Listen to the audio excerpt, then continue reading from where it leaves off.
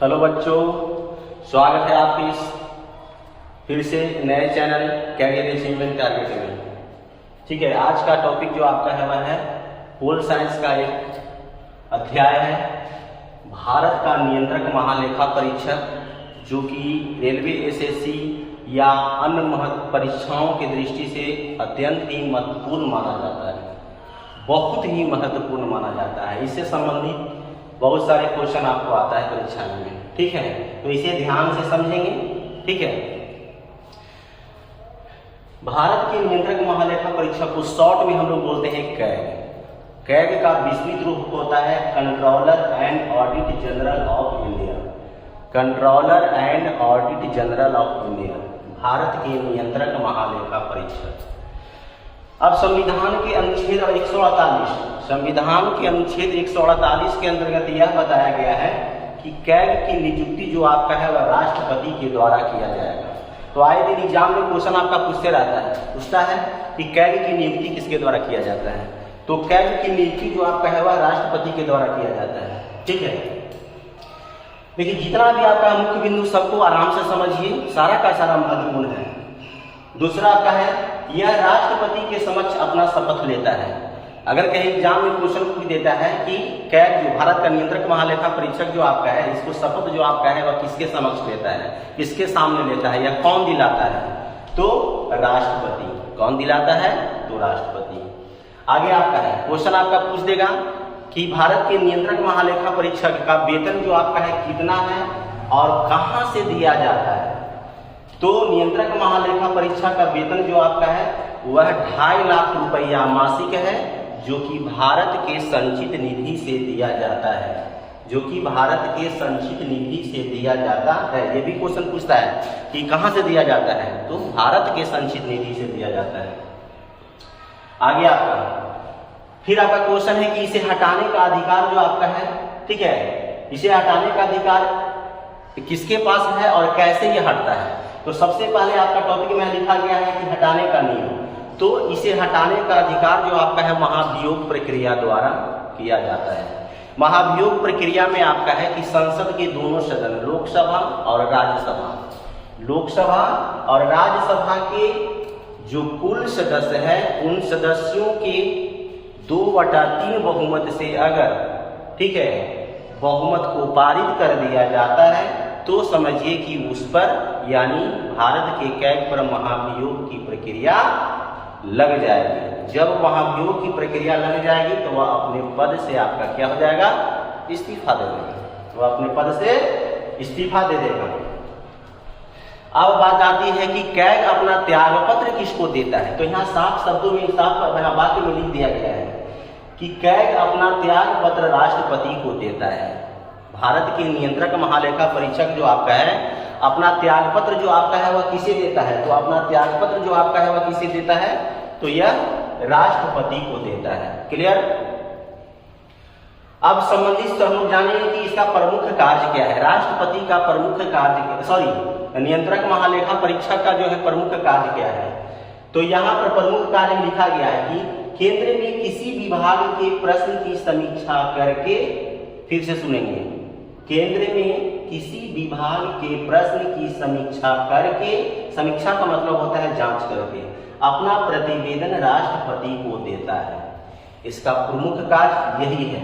लेकिन यह प्रतिवेदन इनकी क्रिया जो आपका है वह 2 रूपों में देखा जाता है। एक आपका राज्य स्तरीय और दूसरा केंद्र स्तरीय। अगर राज्य स्तरीय अपना प्रतिवेदन जो आपका है वह सौंपेगा तो वह राज्यपाल के द्वारा, वह राज्यपाल के द्वारा और राज्य की विधानसभा के पटल पर आपको क्या करेगा कि वह सौंपेगा। लेकिन अगर केंद्र स्तरीय बात आ जाती है तो यह राष्ट्रपति अपना प्रतिवेदन संसद के पटल पर, राज्य में विधानमंडल के पटल, विधानसभा के पटल पर, तो केंद्र में जो आपका है राष्ट्रपति संसद के पटल पर अपना प्रतिवेदन जो आपका है वह क्या करता है, रखवाता है। आगे आपका कैग जो आपका है क्वेश्चन पूछता है कि यह किसके समीप रहकर कार्य करता है। ठीक है, तो इसका जवाब जो आपका है ध्यान से सुनिएगा। कैग लोक लेखा समिति के नजदीक रहकर कार्य करता है।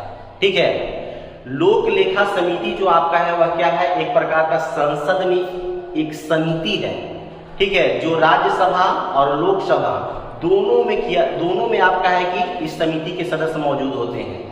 तो कभी कभी लोक लेखा समिति में क्वेश्चन आपका पूछ देता है कि लोक लेखा समिति में कुल सदस्यों की संख्या कितनी होती है। तो लोक लेखा समिति में कुल सदस्यों की संख्या 22 होती है, जिसमें 15 आपका होता है लोकसभा से और 7 आपका होता है राज्यसभा से। याद रखिएगा, कुल सदस्यों की संख्या 22 होती है, 15 लोकसभा से और 7 राज्यसभा से होते हैं। तो नियंत्रक महालेखा परीक्षक लोक लेखा समिति के नजदीक रह करके क्या कार्य करता है। नियंत्रक महालेखा परीक्षक को यहाँ पर लिखा गया है कि इसे लोक लेखा समिति का आंख और कान भी कहा जाता है। एक इसका उपनाम कहिए, ठीक है, कि आपका लोक लेखा समिति का आंख और कान जो आपका है वह किसे कहा जाता है, तो नियंत्रक महालेखा परीक्षक को। क्यों कहा जाता है कि भारत के नियंत्रक महालेखा परीक्षक जो आपका है वह लोक लेखा समिति के नजदीक रह करके कार्य करता है। इसके आधार पर इसे कहते हैं हम लोग। आगे आपका क्वेश्चन आपका पूछेगा कि क्या करें, सेवा मुक्त हो जाने के बाद में क्या अन्य सरकारी पद पर कार्य करेंगे। तो इसका सटीक आंसर होगा कि नहीं करेंगे। इसका सटीक आंसर होगा कि नहीं करेंगे। यहाँ पर साफ लिखा गया है, लोक लेखा सेवा मुक्त होने के बाद कोई सरकारी पद को वह ग्रहण नहीं करेगा। आगे आपका है फिर आपका है कि क्वेश्चन पूछेगा कि अगर कैग जो आपका है सेवा मुक्त होने के बाद कोई सरकारी पद को ग्रहण नहीं करेगा, यह संविधान के अनुच्छेद कितने में वर्णित है। तो यह संविधान के अनुच्छेद 148 के 4 में वर्णित है, ठीक है। आगे चलते हैं, इनकी पदावधि यानी पद की अवधि कितने दिन के लिए रहेगा। तो कहेगा कि इनकी पदावधि एवं सेवा शर्तों का निर्धारण किसके द्वारा किया जाता है, यह कितने दिन कार्य करेंगे, इनकी पद की अवधि कितना होगा, कितना दिन सेवा देंगे, इन सारा चीज का निर्धारण जो आपका है वह संसद द्वारा, ठीक है, संसद के द्वारा तय किया जाता है, अर्थात निर्धारण किया जाता है। आगे आपका है कैग भारतीय लेखा परीक्षक और लोक लेखा का मुखिया भी होता है। कभी कभी एग्जाम में आपका है कि क्वेश्चन इस तरह का पूछ देगा कि भारतीय लेखा परीक्षक और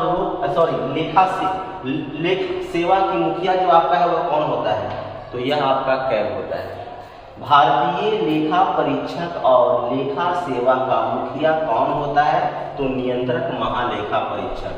अब देखिए आपका है कुछ विविध क्वेश्चन आपका है, जैसे क्वेश्चन आपका पूछेगा कि वर्तमान में नियंत्रक महालेखा परीक्षक कौन है। तो वर्तमान में नियंत्रक महालेखा परीक्षक कौन है, गिरीश चंद्र मुर्मू, जो कि 14वें हैं।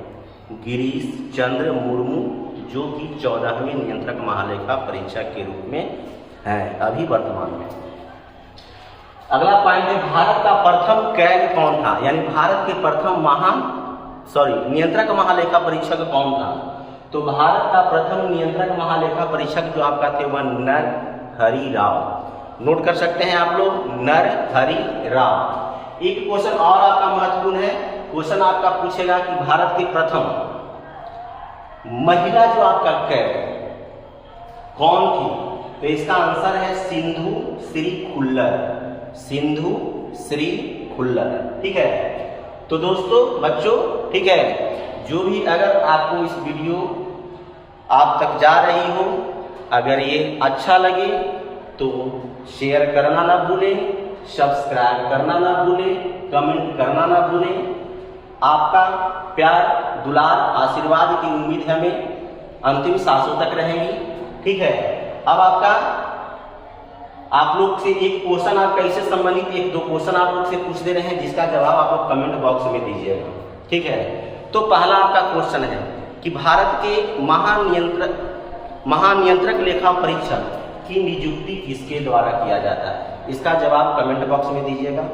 दूसरा आपका है कि नियंत्रक महालेखा परीक्षक जो आपका है अपना त्यागपत्र जो आपका है वह किसे देता है, ठीक है। तो ये दोनों प्रश्न का जवाब आप हमारे कमेंट बॉक्स में देंगे। धन्यवाद।